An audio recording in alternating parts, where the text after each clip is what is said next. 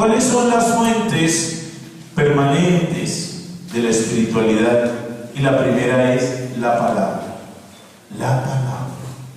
Miren, por eso nuestros encuentros, nuestras ultrellas, nuestras reuniones de grupo, nuestras escuelas, nuestra vida personal tiene que estar alimentada de palabra de Dios.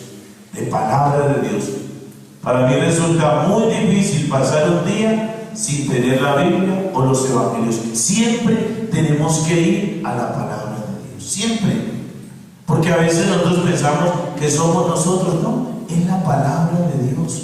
Nosotros siempre tenemos que iluminar cada momento por la palabra de Dios. ¿Qué nos dice el Señor? ¿Qué quiere el Señor? Miren que el cardenal Pironio hablaba mucho de la lección divina, y hoy hablamos mucho de la lección divina. Si nuestros grupos, si siempre nuestras reuniones estuvieran iluminadas por la lección divina, leer el texto, meditarlo, qué nos dice, hacerlo oración, si nosotros hiciéramos eso todos los días con la palabra de Dios, nuestra vida se transformaría. Pero ¿cuántas veces ni idea que nos dijo la palabra de Dios? Ni idea que nos está diciendo hoy el Señor. ¿Qué quiere el Señor para nosotros? ¿O cuántas veces aprovechamos la palabra de Dios? Es como para darle un bibliazo a las personas. No, para eso, recuerden que la palabra de Dios dice. No, para eso no es la palabra de Dios. La palabra de Dios siempre es para iluminar nuestra vida.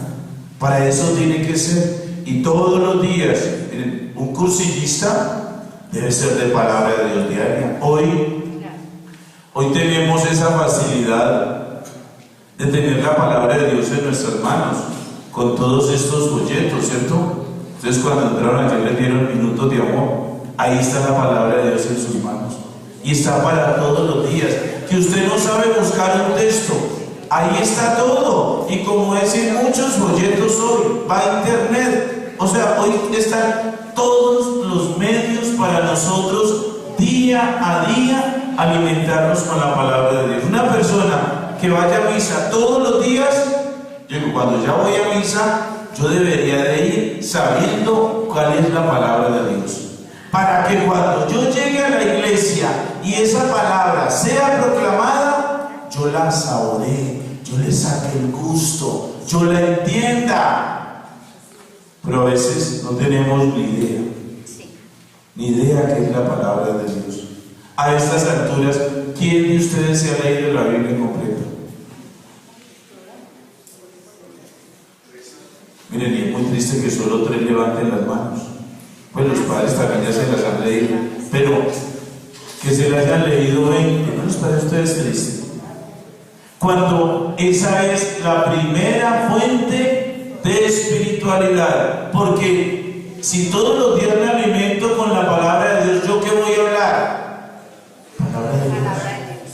Porque la palabra de Dios dice que de la abundancia del corazón, si yo estoy lleno de palabra de Dios, voy a hablar palabra de Dios.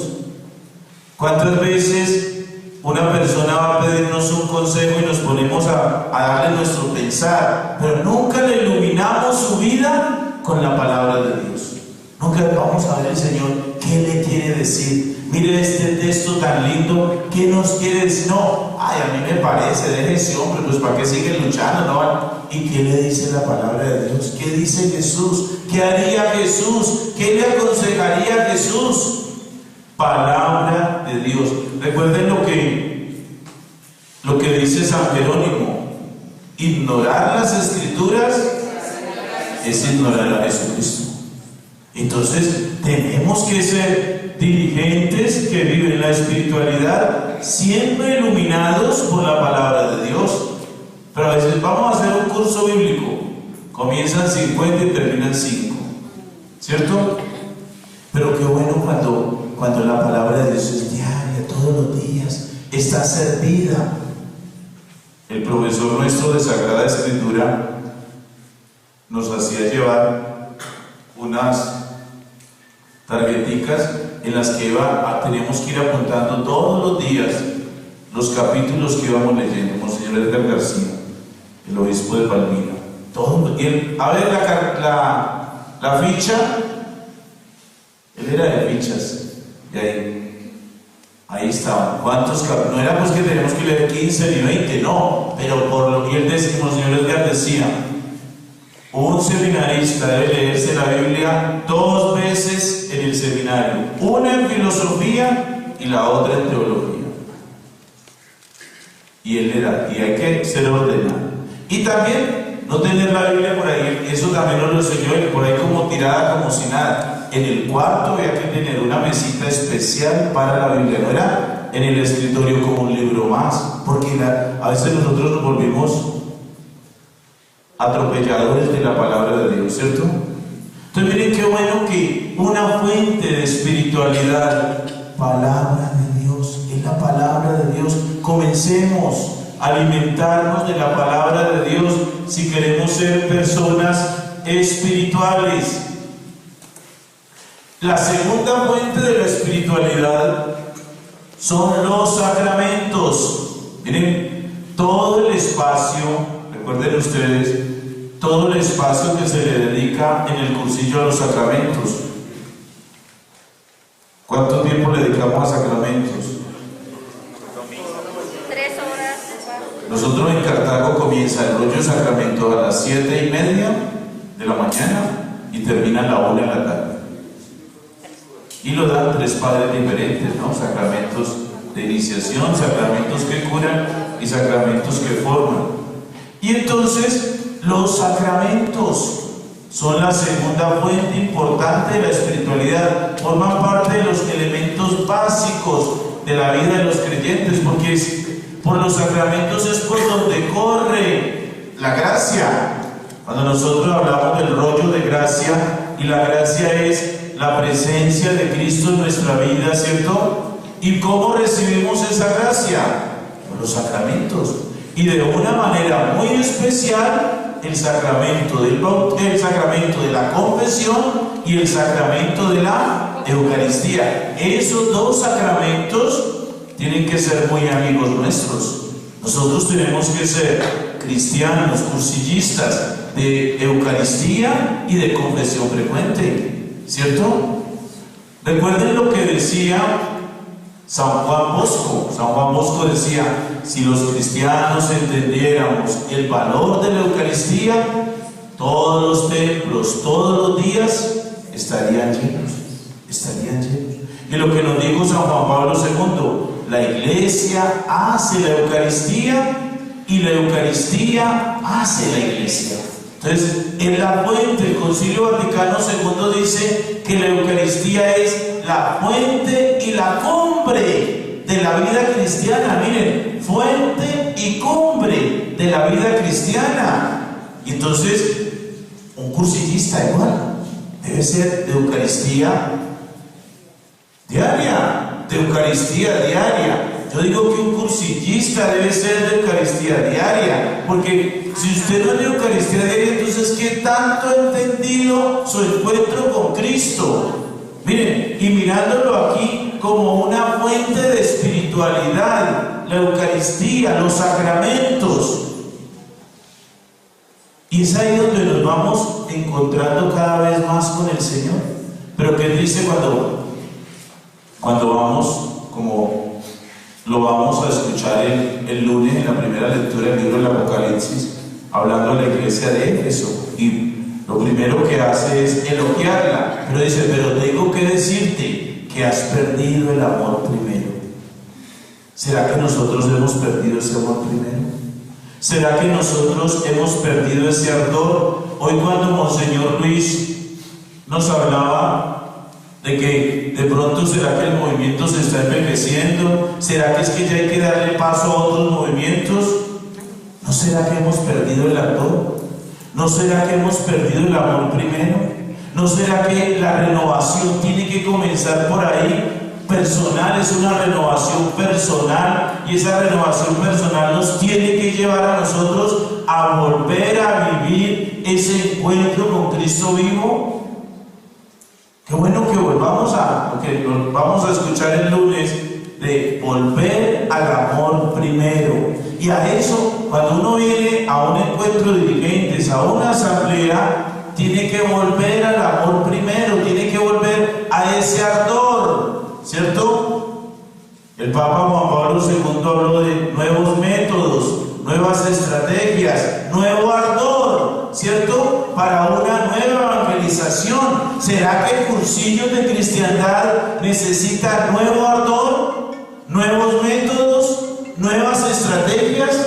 ¿Será que en lo que tanto nos ha insistido, en la zona de confort, será que nos quedamos ahí, en esa zona de confort? ¿Será que nos acomodamos o será que nos resignamos a que esto aquí ya se está acabando? Esto aquí cada vez es peor, esto aquí como que se está muriendo. ¿Y qué estamos haciendo? ¿Y qué estamos haciendo? Entonces es ahí donde tenemos que volver al amor primero. Y volver a ese amor primero es volver a las fuentes de la espiritualidad. La tercera fuente es la encarnación, síntesis, fe y vida. Si hemos dicho que lo propio, lo exclusivo, es la secularidad, el día a día se trata de bautizar las 24 horas del día, poner la fe en todas las situaciones de mi vida cotidiana. Esa es la encarnación. Dios se hizo hombre, uno de nosotros, y nosotros ponemos la fe en todo lo que hacemos durante todo el día y todos los días. Miren, esto es importante. Esto es importante. A veces, lo que ya les decía esta mañana, yo soy muy espiritual porque media hora visita el Santísimo, misa, rosario, pero salgo a la calle y nada de espiritualidad. No, yo digo, la espiritualidad se tiene que ver hasta en su forma de vestir. Esto ahora con las redes sociales, a veces hay unos cursillistas, para no hablar de otros grupos, unos cursillistas que escriben unas cosas que sale de su boca que uno se escandaliza, porque en contra de, ahora con eso del plebiscito, ¿cierto? Y eso, un día me llamó un señor: padre, es que los cursillistas hablan tan vulgar. Yo le digo: ¿por qué? Digo: uy, es que una cursillista suya escribió unas cosas horrorosas en contra de santos. Y claro, la gente no espera eso. La gente no espera eso. La gente no espera eso de nosotros. O esos aficionados y colocan esa imagen tan espantosa que salió de Uribe como el corazón de Jesús. No, la gente no espera eso de nosotros. Eso no lo espera la gente. Y eso es falta de espiritualidad. Es que mire ahí, por eso hablamos de la encarnación, síntesis, fe, vida, testimonio. Entonces, la vez pasada, hablo de mi diócesis porque seguramente en la suya no pasa, solo en la mía. Pero una muchacha lectora salió unas fotos pues, con unas cosas acá todas, y un señor dijo: ¿qué es eso? Hija es lectora. Yo le decía: esa lectora, ¿cómo serán las que no son lectoras? Entonces miren, es importante que haya testimonio, encarnación, fe, vida, lo que nos dice el Papa Pablo VI en el Evangelii Nuntiandi: el mundo está cansado de maestros, el mundo necesita testigos. ¿Qué espera la gente de nosotros? Que reaccionemos frente al dolor, frente a los problemas, de una manera diferente. Cuando yo era párroco de Toro, había una niñita que tenía como 5 años, y esa muchachita me quería mucho. Y entonces un día la tía le metió un regaño y le dijo: voy a decirle al padre que usted es una culicagada, malcriada. Le dijo de todo. Y le voy a decir frente a usted para que le dé pena. Y entonces, ¿verdad? Yo un día fui y cuando le dijo la tía: voy a decirle lo que es la niñita que usted quiere tanto. Y dijo de todo. Y ¿Y sabe qué dijo la niña de 5 años? Y eso que es cursillista. Solo dijo esa niñita eso. Y eso que es cursillista. Esa niña, frente a todas las barbaridades que la niña, esa tía dijo de ella, solo pudo decirle con lágrimas en sus ojos a esa niña. Y eso que es cursillista, una niña. Después de la respuesta de la niña, pues ya la otra quedó fue testimonio. Miren, encarnación es exclusivo, o sea, tenemos que vivir las 24 horas del día. ¿Sí? A veces no somos cursillistas en la parroquia, cuando toca reunión de grupo, pero después comamos y bebamos que mañana moriremos. No.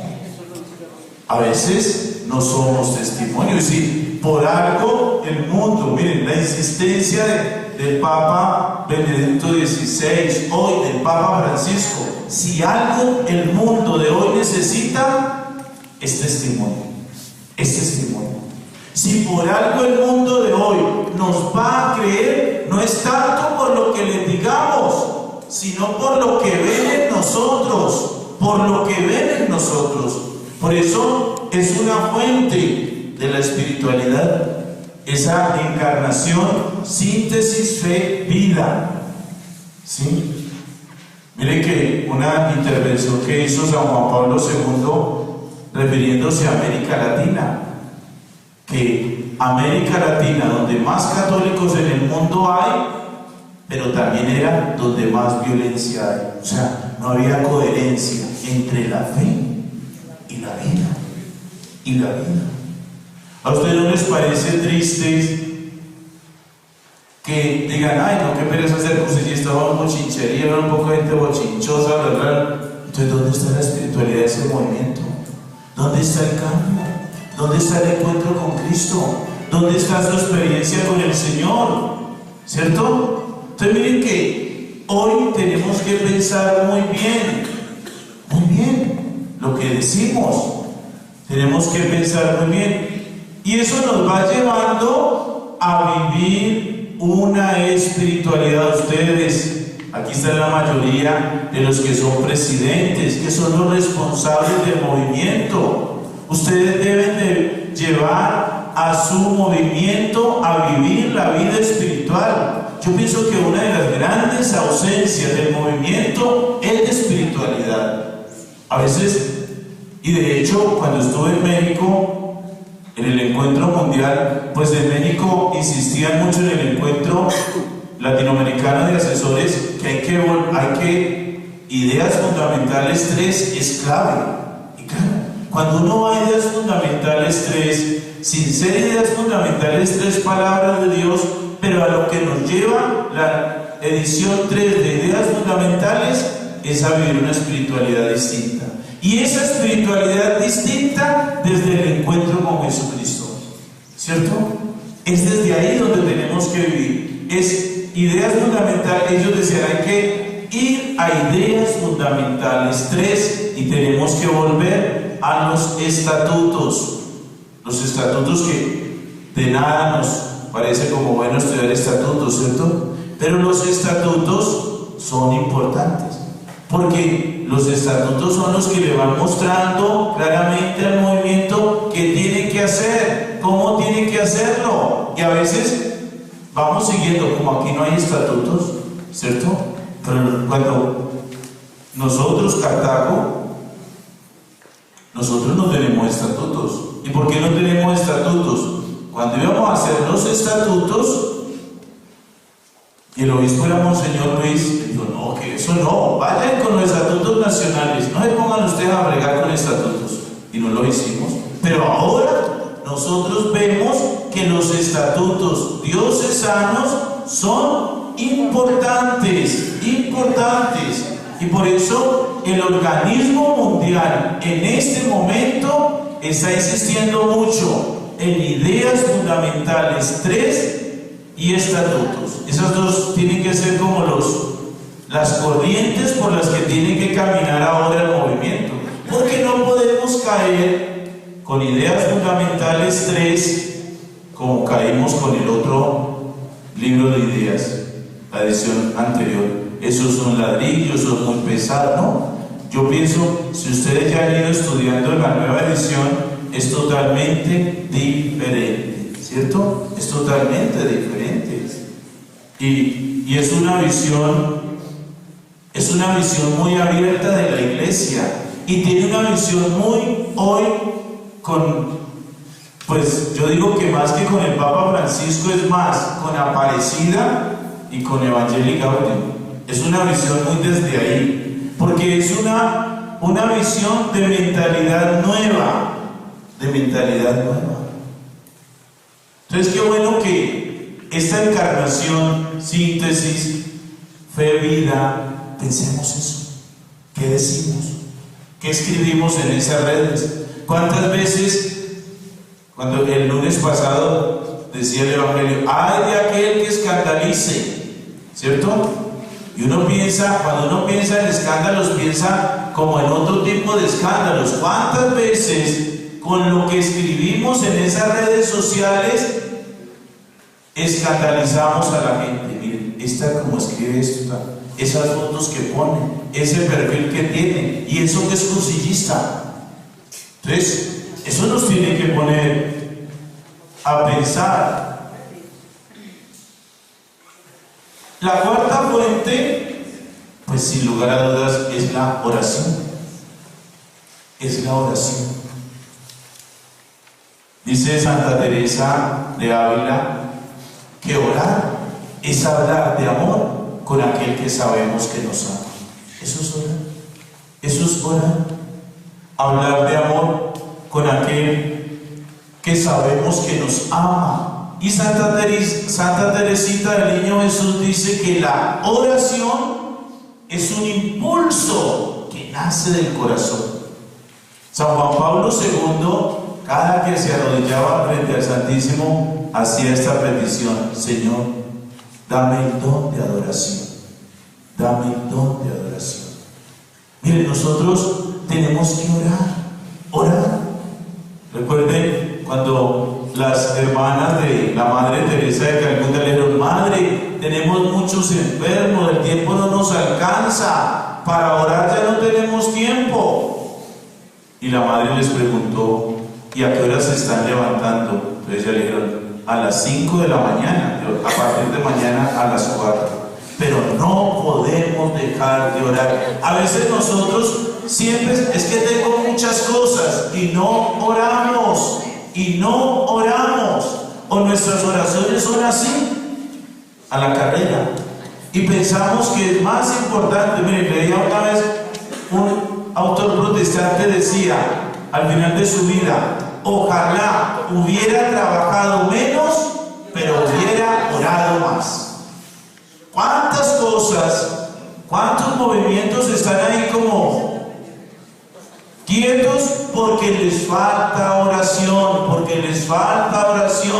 El movimiento no es un grupo de oración, es verdad, pero sí tenemos que orar. Claro, es que si no oramos, entonces ¿de quién es esta obra? ¿Es nuestra o es de Dios? Y si es de Dios, miren, cuando decimos las grandes palancas del cristiano son ¿qué?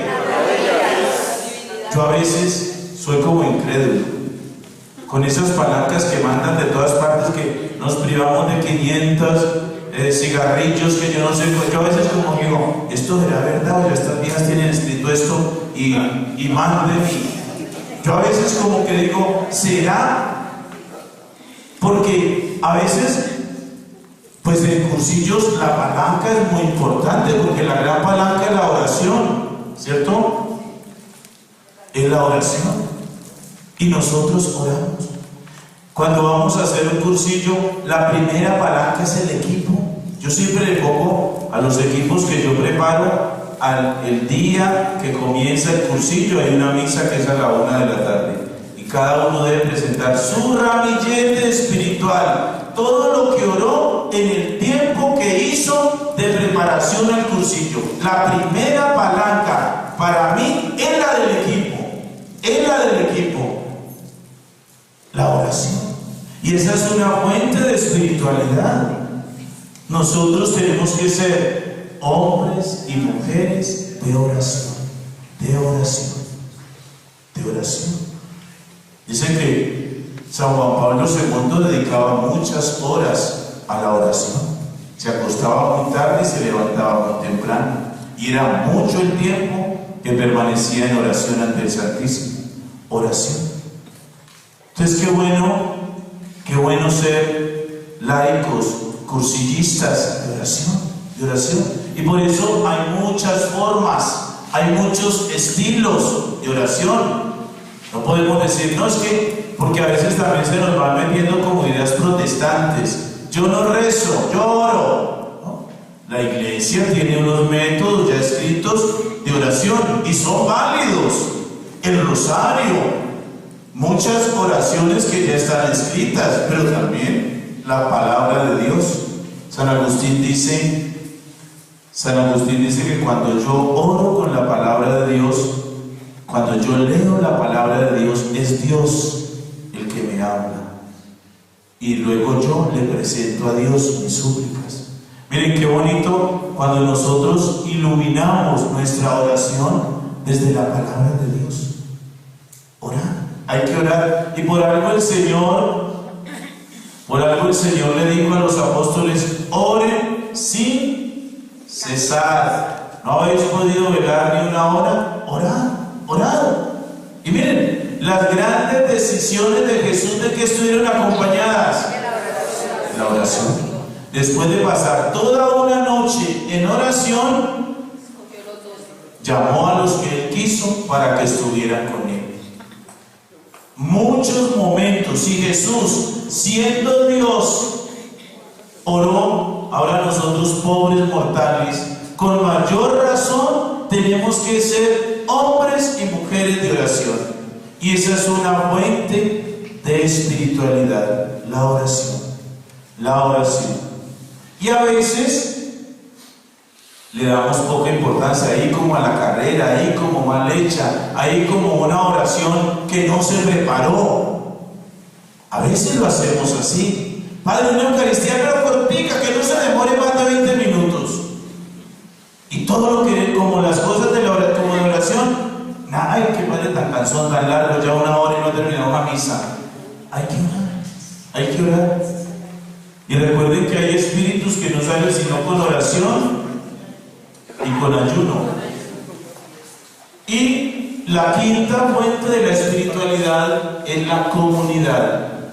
Me refiero a mi grupo y equipo de dirigentes en el que nos reunimos semanalmente, comunidad parroquial. Estos son los 5 elementos, barritas enérgicas que alimentan nuestra espiritualidad. Miren, la comunidad, su grupo. Recuerden que en cursillos decimos una frase: ay del solo. Ay del solo. O sea, hay del que no esté en reunión de grupo. Es que la reunión de grupo, allí vive usted su espiritualidad. Su espiritualidad. Entonces, cuando hablamos de la comunidad, cada uno tiene una comunidad, ¿cierto? No piensen ustedes que las comunidades son del cine, ni que las comunidades son de estos nuevos sistemas de evangelización. Es que la iglesia, cuando nosotros fuimos comité ejecutivo, recuerdo que yo di una charla que era Pablo, formador de comunidades. Y es que lo que hizo Pablo fue formar comunidades. Así comenzó Pablo en la iglesia, formando comunidades. Eso no, a veces nosotros pensamos que si nos hablan de comunidad, nos están hablando del cine o del Prodine o del PDR. No. Y tenemos que tener claro, ¿no?, que esos son sistemas de evangelización. Ni son grupos, ni son movimientos. Y no agotan la evangelización. Por eso, la pobreza más grande en la que puede caer una diócesis es cuando se casa con un sistema de evangelización y desplaza los grupos y los movimientos, porque el Papa Benedicto XVI definió la iglesia como un jardín de flores, y en un jardín no solamente rosas. La belleza de un jardín es que haya variedad de flores, ¿cierto? Variedad de flores. Y miren, y es ahí donde ustedes también Nosotros como movimiento no podemos cerrarnos. O a veces en ese afán de espiritualidad, ¿qué es lo que están haciendo algunos cursillistas? Copiando. ¿De dónde están copiando? De otros movimientos. ¿Ustedes saben de dónde nació Emaús? De cursillos de cristiandad. Una señora en Miami que tenía una sed inmensa de llevar muchas personas a cursillos, pero cursillos no le podía responder a toda la gente que ella tenía. Y entonces dijo, voy a formar mi movimiento. Y formó Emaús. Si ustedes han hecho Emaús, ¿quién de ustedes ha hecho Emaús? El padre Salvador. Yo también hice Emaús. Claro, yo hice Emaús no por curiosidad. Yo pienso que uno tiene en la vida también, a veces los más difíciles de llevar a sus movimientos somos los padres, ¿no? Yo lo hice en un acto de humildad y lo viví así, porque allá nadie sabe que uno es padre. De hecho, fue una experiencia graciosa, porque el Señor con el que a mí me tocó compartir el cuarto, eso hay todo, como dice que en Emaús manejan mucho una frase que lo que aquí se dice, aquí se queda. Uno no puede contar lo que hace. Y no se lo voy a contar, pero les voy a contar una experiencia graciosa. El Señor, esa noche pues nos fuimos para el cuarto y hablamos y él me contó la vida entera. Entonces él era administrador de empresas y tiene una empresa de buses, pero pues siendo un hombre profesional también maneja un lenguaje como nosotros decimos bucetero, y eso era pues de HP para acá, eso, imagínense ustedes, eso así me hablaba a mí. Yo pues medio me sonreí hasta que me quedé dormido. Al otro día fue muy curioso porque él me preguntó que yo qué hacía. Yo dije que yo vivía en la Unión, él conocía la Unión, en qué partido yo vivía en el centro, bueno. Y era verdad que yo vivía en la Unión y que vivía en el centro. Entonces al otro día, después del almuerzo, nos fuimos a hacer siesta y seguimos hablando. Y estábamos ahí hablando, él estaba acostado, yo también, cuando él se levantó así como sorprendido. Entonces le dije, ¿qué te pasó? Y entonces él me dijo, pues en otra palabra, pero yo le voy a decir mal nacido, él me dijo la otra. Y entonces él me dijo, es que mira que tengo la impresión de que vos sos cura. Yo le digo, usted es bobo, ¿yo qué cura voy a hacer? Esos curas como son de amargados, de complicados. A ellos no les gusta dormir con nadie, ellos tienen que dormir solos, ellos no comparten cuartos con nadie. Y él dijo, pero no sé por qué tuve como ese presentimiento. Yo le dije, pues sáquenle lo mío porque de cura no tengo nada. Y entonces, después de otra cosa de cursillos de Emaús, nosotros conmigo éramos 61 hombres, y ya llegó el momento de confesarse. Y curiosamente, pues, no digamos curiosamente, pero sí me pareció como algo especial que a mí, pues, no fueron muchos padres, entonces como allá no saben, el único que sabe quién es padre es el asesor y el rector, de resto ningún dirigente sabe, nadie tiene idea quién hay de padre. Entonces el padre me dijo, padre, que usted siente a confesar porque vinieron pocos padres. Entonces yo me senté a confesar y al primero que llevaron a confesar fue entre tantos hombres. Entonces cuando él llegó como medio aturdido por una cosa que no les puedo contar, y entonces cuando él llegó y se sentó ahí, pues yo estaba revestido, también ahí sentado, entonces él me miró y volvió y me dijo una palabra de esas, y es que ahora nos toca jugar que somos curas. Entonces yo le dije, no, es que su presentimiento era verdad. Cuando yo le dije eso a él se arrodilló. Porque cuando pues yo le dije que yo no era cura, entonces yo le dije, ¿y usted qué piensa de los curas? Habló todo lo que ustedes se pueden y me dijo, la peor desgracia que a mí en mi vida me puede pasar es dormir con un cura. Entonces él me dijo a mí, ¿y vos qué pensás de los curas? Yo no, yo sí tengo una imagen muy positiva de los padres, yo soy muy amigo de ellos. hay padres excelentes, yo conozco muchos, traje y le hablé pues lo que realmente yo vivía. Entonces cuando yo le dije que sí, que su presentimiento era verdad, él se arrodilló. Él se arrodilló, me cogió las manos, me pidió perdón y me las besó y lloraba como nunca. Pero miren, una experiencia bonita, y lo viví, vamos. Pero no podemos beber de esas fuentes, no, pues si es que Cursillos tiene su espiritualidad propia. Nosotros, miren, la semana pasada hablando con Monseñor Alejandro, que fuimos el secretariado, decirle pues que necesitábamos lo de los estatutos, que hacer los estatutos, que hacer unos decretos que nosotros no los teníamos, porque así pues tenemos el decreto desde que Monseñor Luis me nombró asesor, pero eso hace 20 años y ya es otro obispo. Claro que los decretos siguen vigentes, eso sí lo sabemos.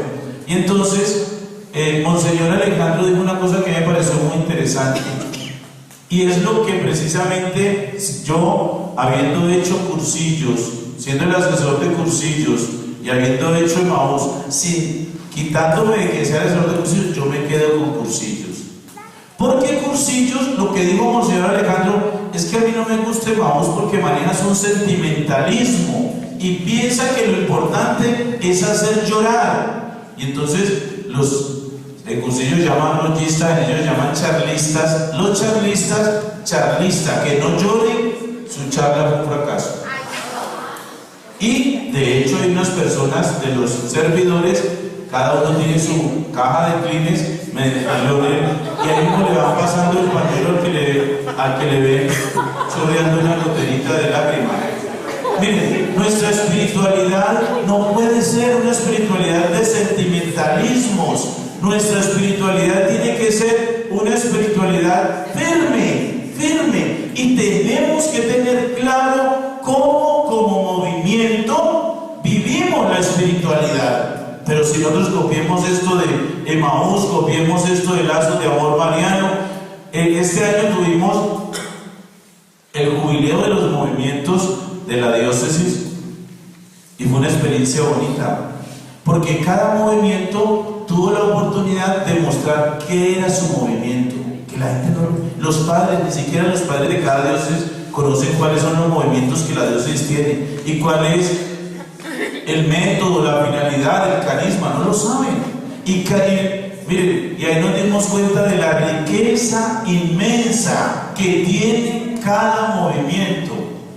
Nosotros no podemos competir con ningún movimiento, no. El Señor nos puso en la iglesia precisamente ¿para qué? Para evangelizar. Cursillos de Cristiandad tiene que cumplir con su finalidad: evangelizar, fermentar de evangelio los ambientes, vivir lo fundamental cristiano, llevar a cada persona a encontrarse con Cristo. Pero si en Cartago nos preguntan quiénes son Emaús, son cursillistas. Entonces, eso es, decíamos Monseñor Calderón, que fue nuestro primer obispo, decía: no pesquen en acuario. Como era bogotano, decía: no pesquen en acuario, Ana. En acuario no. Pues él decía que en acuario no. Pero sí, lo mismo que decía Monseñor Luis, ¿no? Cuando yo llegué de asesor, cuando el obispo me nombró como asesor, ya les contaba en la escuela de mentalización que yo no había hecho cursillos, y yo de hecho le dije. De hecho, tampoco quería ser asesor de cursillos, porque ya otros lo habían hecho. Y yo le digo: señores, que yo no soy cursillista. Le digo: pero yo soy el obispo, y ya lo nombré.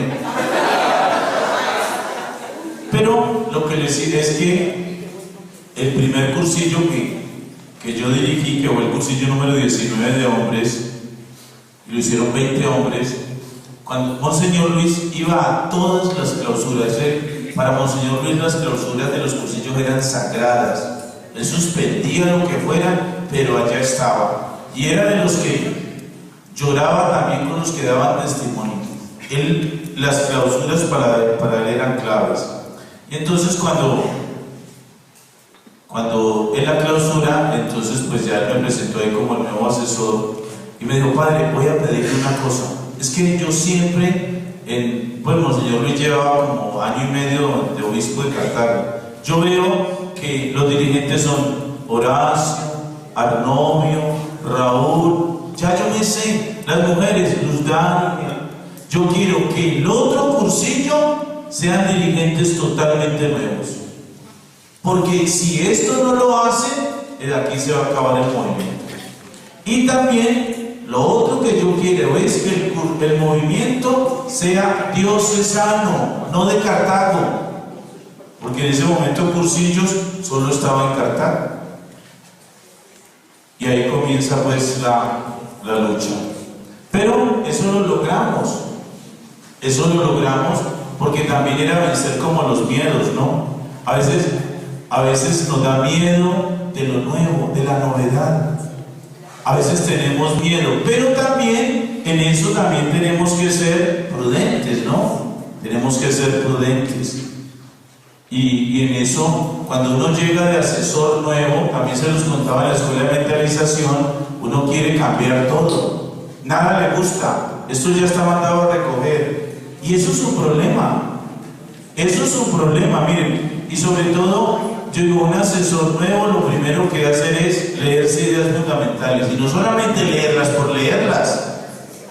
Y ser humilde, ser humilde. Yo digo, cada vez más, tanto los últimos papas en que han insistido, ¿la iglesia es de quién? De los laicos. La iglesia es de los laicos. La iglesia es de los laicos. Pero a veces aquí se hace lo que yo diga. Entonces, ¿por qué no ha servido el almuerzo en el cursillo? Es que el padre no ha llegado, hasta que él no llegue. A veces pasa así en algunos secretariados. No se corre una hoja sin autorización de él. Pero tampoco podemos caer en el otro extremo. Padre, usted para celebrar y para confesar, no más. No, es un ensamblaje entre laicos y sacerdotes. Y recuerden que el asesor es el representante del obispo. Yo siempre he dicho, el asesor en el movimiento es el obispo chiquito. Y es que ahí está la unidad con el obispo, en el asesor. Por eso, los dos extremos son totalmente delicados. Entonces, ahí están ya las fuentes pues, de la espiritualidad, que son la palabra, la comunidad, la oración, la encarnación y los sacramentos. Seguramente hay muchas más fuentes, pero qué bueno que desde nuestro movimiento vivamos esas fuentes de la espiritualidad y cada vez vivamos cada momento del movimiento con espiritualidad, ¿cierto? Y esa espiritualidad que hay que vivirla en el precursillo, en el cursillo y en el poscursillo. Tenemos que vivir la espiritualidad, no es del cursillo, es de los 3 tiempos. Y así tenemos que vivirla en los 3 tiempos. ¿Tenemos tiempo para hacer a las 4:15 ya tenemos que estar ya no. la mano porque tú llegas. No, entonces ya no tenemos tiempo. Pero después, no, ya la presentación se la mandamos a Arturo y Arturo se la hace llegar a sus secretariados. Pero miren, esto de la espiritualidad es clave y no se nos puede quedar en mero cuento, ¿cierto? Tenemos que insistir. Yo pienso que si de algo están sedientos nuestros secretariados es de espiritualidad. A veces nosotros nos contentamos con ven Espíritu Santo, llénanos, y ahí pensamos que solo eso es espiritualidad. Eso se nos volvió ya repetitivo, automático. Tenemos que meter la espiritualidad al movimiento. Hay que meter la espiritualidad. Si no le metemos espiritualidad, esto es lo más parecido al Club de Leones entonces. Gloria al Padre, al Hijo y al Espíritu Santo. San Pablo Apóstol, San Pablo Apóstol, por el Padre, el Hijo y el Espíritu Santo.